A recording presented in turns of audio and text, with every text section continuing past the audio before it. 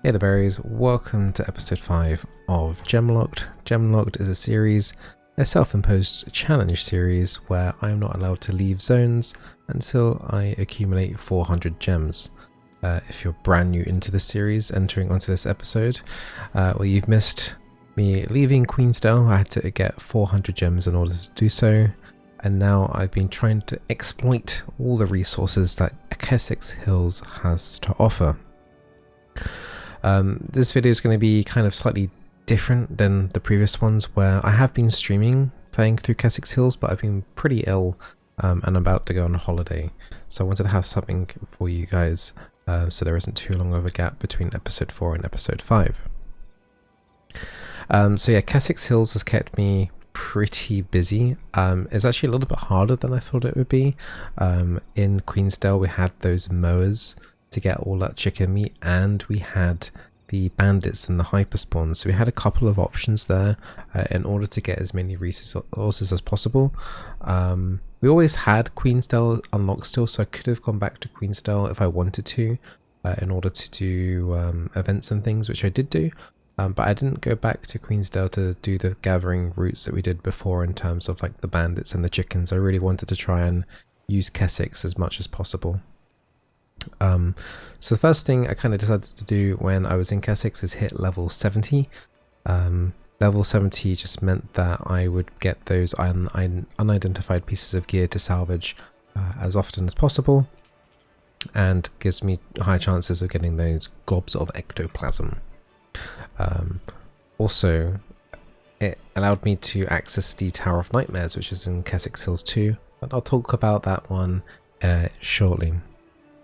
So when I did episode 4, one of the first things I kind of noticed that would give potentially a reliable source of money was crab meat. So crab meat are the crabs in Kessex Hills. They're primarily in this lake. If I can draw.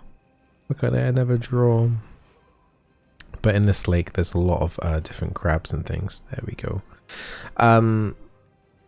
They're kind of like staggered a little bit. There's a couple of pairings, but it's generally quite a slow loop just going around like this. And I later found out that the crab meat are basically handed into this resolve vendor here in order for you to get the heart completed. And then I later found out in one of my other streams that speedrunners actually purchased the crab meat. So this is the crab meat that I'm going to show you here. I think I probably still have some on the market board selling.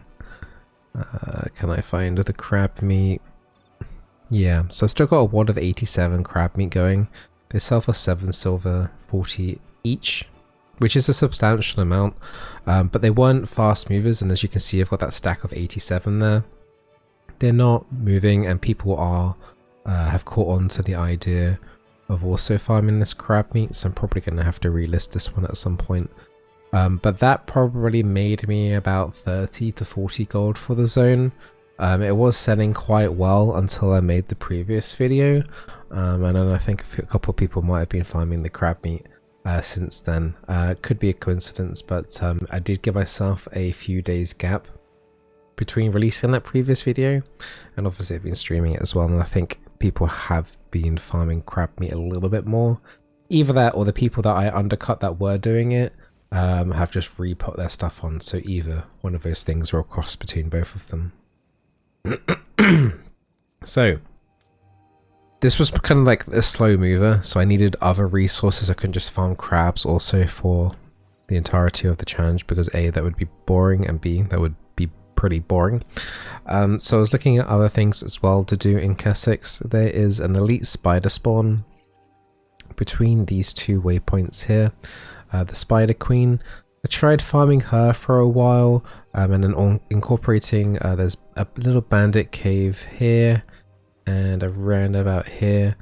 I tried to use the bags that they drop, because they do drop bags of pinched goods. I think one of those are filched goods, one of those. And they sell for roughly 6 silver a bag.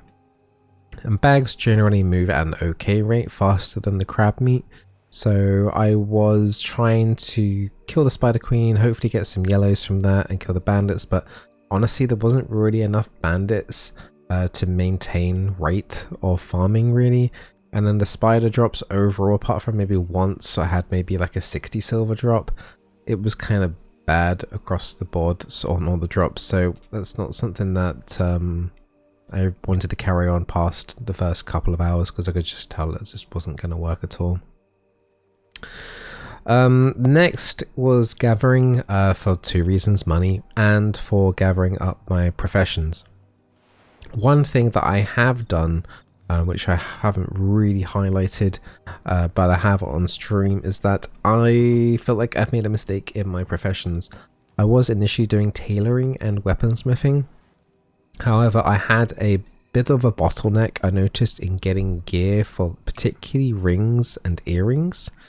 Now my rings aren't too bad at the moment, level 47 and level 68, but my earrings, I was using these springs that are level 25, and as I'm level 80, particularly if I wanted to go into Tower of Nightmares as well, I wanted to try and get some a little bit better gear than that. So I got my jeweler all the way up to 150, had to gather a lot of silver, had to actually go back to Queensdale to gather a lot of copper too, and we got ourselves a pair of sunstone silver earrings. So hopefully when we get into the next zone, we can keep upgrading our earrings off of that until we meet a calmer vendor, hopefully that can give us something significantly better. But yeah, so we got jewelry and tailoring. Those are the two things that we are focusing on at the moment. But the gathering in Queensdale overall was okay, and Kessex. the gathering in Kessex was overall okay. Those toxic spores, we would get one every bunch, and they would sell for one, would sell for 7 silver. The iron ore, you know, is plentiful. There's a lot of iron spores. If you come across a rich iron spore, that's obviously going to be really nice to pad up your pockets.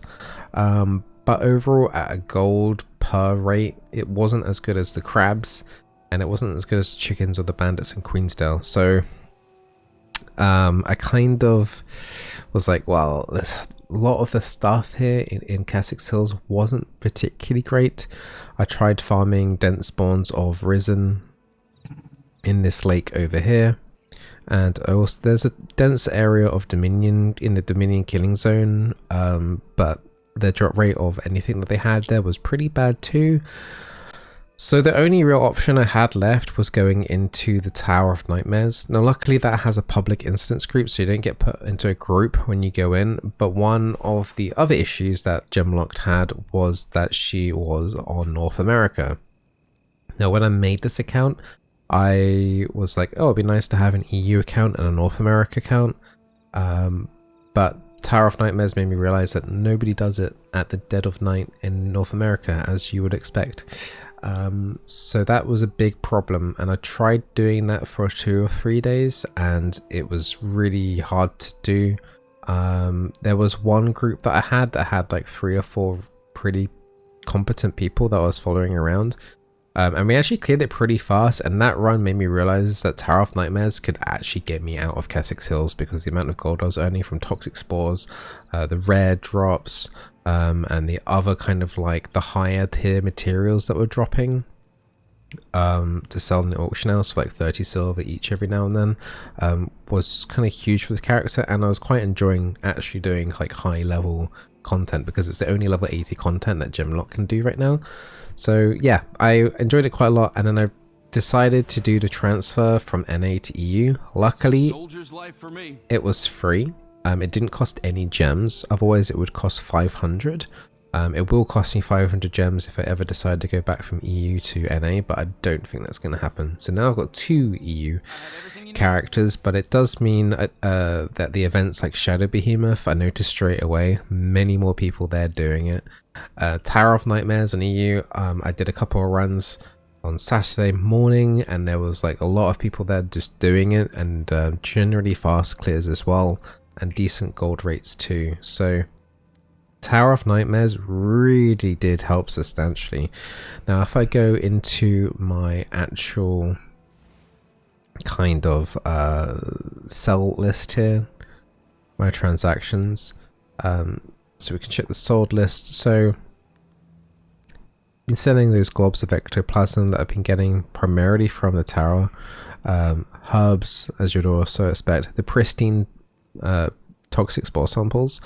I've probably got about 300s over the course of my time doing all of the activities and gathering things. So 300 of those selling for about 7 silver a pop was really nice extra income. And as I said before, like gaining like the powerful venom sacs and the equivalent of the same tier of like the scales and the bloods and things really did add up. Lots of garlic, you can see more pristine, more globs, lots of globs, iron ore, all those gathering materials. There are a couple of moas in Kessex, and I did kill a couple of them. Some of them do drop slabs of meat, but it did feel pretty rare. And then a lot of it was just offloading a lot of like the tier 5-ish materials that I had on me.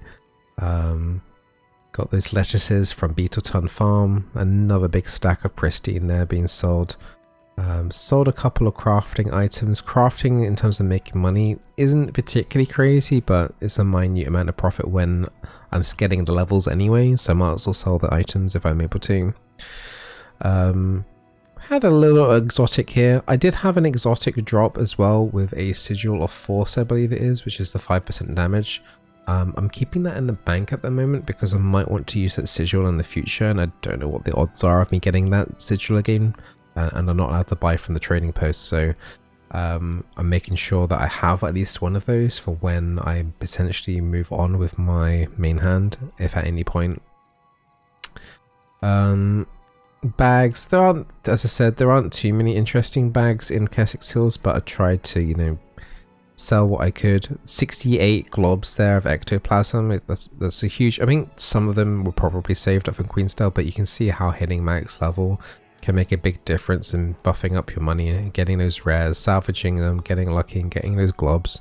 So yeah, all has made a big difference. Selling those higher tier materials. I do need to be a little bit careful about selling those higher tier materials because I might need them in the future, but for now I just kind of wanted to get out of Kessex because I did feel like there wasn't, apart from Tower of Nightmares, I didn't really feel like there was too much to do. But yeah, here's some of the jewelry stuff coming through here, making a little bit of money from that. I might go back and make a couple of these little bits of jewelry.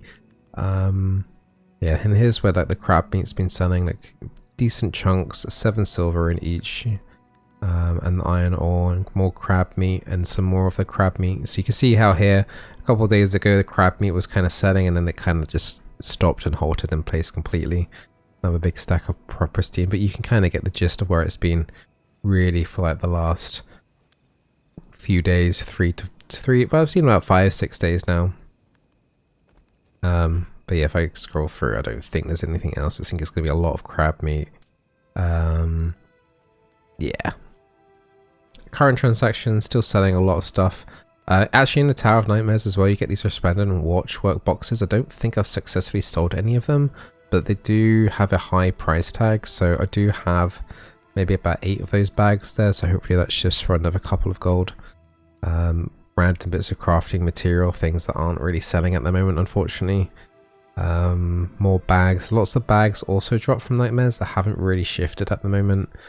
But yeah, also a lot of those bronze spearheads and stuff I used to be making back in Queensdale hasn't been shifted, and they've been on there now for approaching 3 weeks now. So that's roughly where the account has been. I got 83 gold in my pocket. I've got another 83 gold in the delivery box, so let's go claim that money.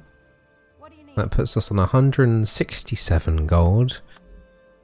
And that does mean I am able to buy 400 gems in order to get to the next zone. So let me just buy those. Yes, please. And there we go. We're on a total of 800 gems. Now there's a couple of gem related things I do want to discuss before we start moving on to the next zone.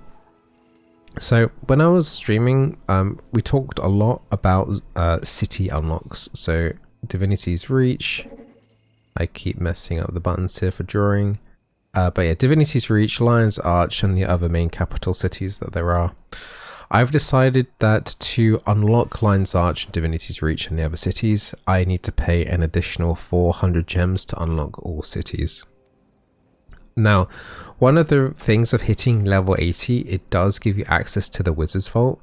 And interestingly, almost every day I've been able to do the dailies, so that's been super helpful. Sometimes I get like a camp, so do go to Cantha, and I'm like, no, I'm not allowed to. And there's been no weeklies at all that I've been able to do. Oh no, I lie. There are 3 weeklies I was able to do, but I'm not able to complete the weekly, at least this week. Because I can't have access to a couple of these jumping puzzles or fractals or anything like that at the moment. And there's no specials I'm aware of that I'm able to do at the moment. But yeah, so my point is that the astral focus, I can't remember what the actual currency is called from the Wizard's Vault, but you can get bags of coins here. I am going to use these bags of coins as a contribution towards city unlocks. The primary reason behind that specifically is because I feel like it would make me skip a zone too quickly, and I don't want to skip content and grinding out a zone and potentially finding something new from a zone, where I feel like if you pay for the bag of coins, you're kind of skipping a huge chunk of a zone grind. So I feel like this is a good way to go, okay, then I only need to gather like 200 more gold, 200 more gems basically, essentially, in order to unlock those cities. So I'll be using my astral rewards on these bag of coins. Not sure exactly what I'm going to be doing after that. Like the ascended weapons are kind of tempting, or potentially like mystic coins for the future. I have a few options here. Any suggestions here would be pretty interesting. I'd be interested in like mystic clovers potentially, maybe, or laurels. I'm not overly sure at the moment. I don't think I want to go into more of those bag of coins because they get a lot more expensive. But yeah, I'm open to suggestions there on that one. So yeah, we are able to now move on to Gandharan Fields I've decided to go to. I do want to kind of keep into the story, so once we finally unlock the cities, I would like to then start doing the story and bouncing through and clearing that up and catching up to where I'm meant to be in the story for where I am in the zones. So Gandharan Fields is going to be the next zone. I'm not fully sure what at all, really, honestly, what's inside there, so it's going to be a surprise. So the next video we're going to be uncovering it similar to the previous one, and going through the resolve, getting 100% map completion, and getting a vague idea of what we could be potentially money making. There's a couple of things I'd like to do. Like, I want to continue progressing through my professions. Profession wise, I have managed to keep them up. So if I go into my professions here, we are on 150 jeweler and 186 actually on the tailoring. So we are needing, what are we needing? We're needing cotton and the equivalent of like these insignia things as well from those. So we need like fangs and totems and scales, as you kind of always need. And then jeweler as well, we need, what is the main material there? Gold. Need gold. I haven't really come across much gold. I'm hoping Gandharan Fields has gold. I would love it to have gold, and then I can keep maintaining my earrings and my rings potentially, because this is the main reason why I switched to jeweler. So yeah, I've only got 13 gold ore. I've not used any of it. So I might be able to make myself like 1 earring potentially, but yeah. And one other thing as well while crafting. Let's see the color of your coin. Yesterday I've kind of really noticed about like map bonuses and how they change every week. I might have to pop back to Kessex Hills every now and then and just spam a couple of events just to get the materials. I'm hoping Gandharan Fields will have me materials for when I get into there. So yeah, material grinding is quite difficult because as I know I'm killing the stuff, I know I'm not getting like much material value from doing it because the materials don't sell well for on the trading post at all. But getting them is quite hard and quite sparse. Like, you don't get too many of the materials when you're killing out on the mobs. So that's been a little bit of a bottleneck and a little bit of a time grind. Like, keeping up with my professions is actually so far I think cost me more gold per hour than anything. Like, it's not been great at all. One thing I have been able to do for myself is I did make myself a couple of 12 slot cotton bags. On stream as well. I was streaming and a company contacted me and they were like, hey, do you want to give out some free stuff and giveaway?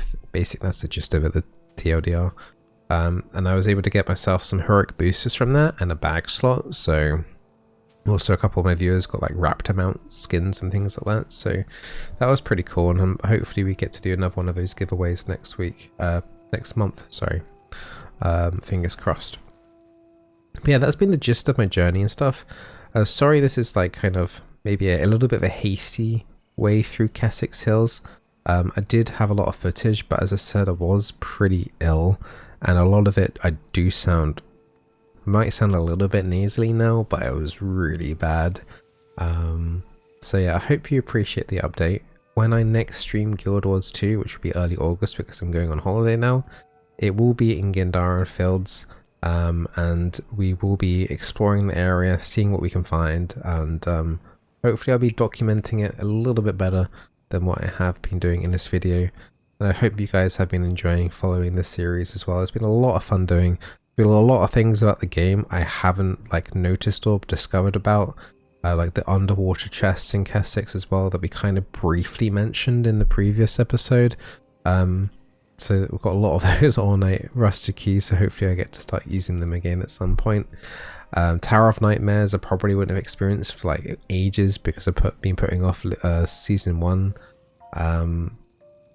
And like that portal I went through and ended up in a completely different area.